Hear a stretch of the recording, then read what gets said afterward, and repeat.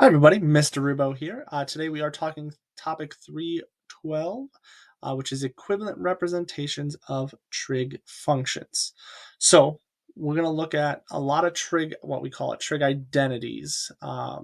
So a lot of these you kind of already know, and we're just going to write them all out, and then we're going to talk about how we're going to use these to represent the same trig equation as something else.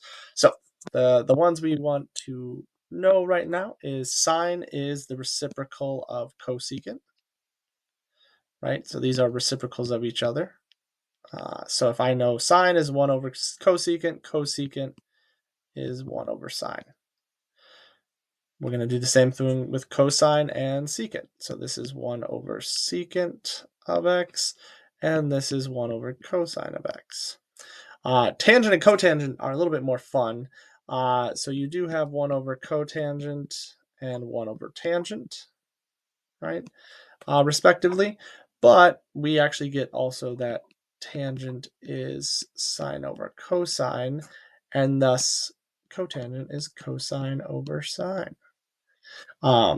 So we kind of talked about all of these already. Really, we only had written cosecant is equal to 1 over sine and secant is 1 over cosine. We hadn't written that sine is 1 over cosecant, but they are equivalent, right?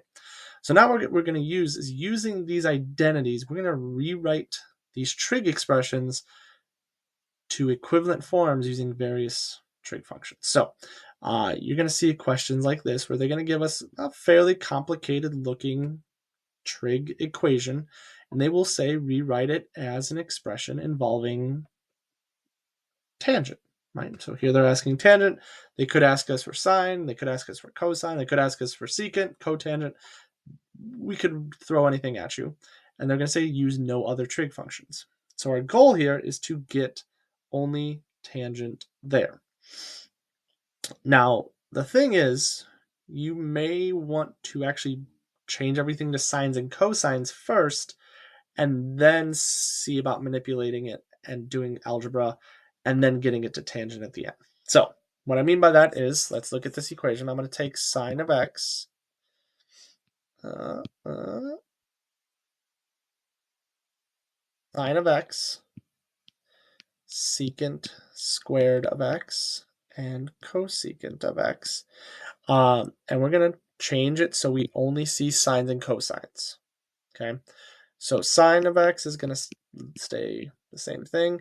Secant of x, well, secant is 1 over cosine, but then we're squaring it. Well, if it's squared, it just means that if secant is squared, then cosine is squared. Okay, and then cosecant is 1 over sine. Okay, now it's just a matter of understanding algebra. Like, this is all just fraction work. I'm not dealing with with numbers here, but I'm dealing with multiplication and division of fractions. So what you're going to do here is think, okay, I'm dividing by a fraction, which means it's the same thing as taking the numerator and multiplying it by the reciprocal of the denominator. Well, the reciprocal of the denominator is sine of x over 1. Oops, and I did forget the squared here. So now if you think about this, okay, let's change sine of x to over 1, and now I'm multiplying fractions, which means I multiply straight across. So sine times 1 is sine, times sine is sine squared, and then on the bottom I have 1 times cosine squared times 1, so I get cosine squared x. Well, sine squared, or sine over cosine is tangent. The fact that they're both squared just means that you actually end up getting tangent squared of x, and I have rewritten this as a expression only using tangent. It's tangent squared, but it is only tangent, and there's no other trig functions.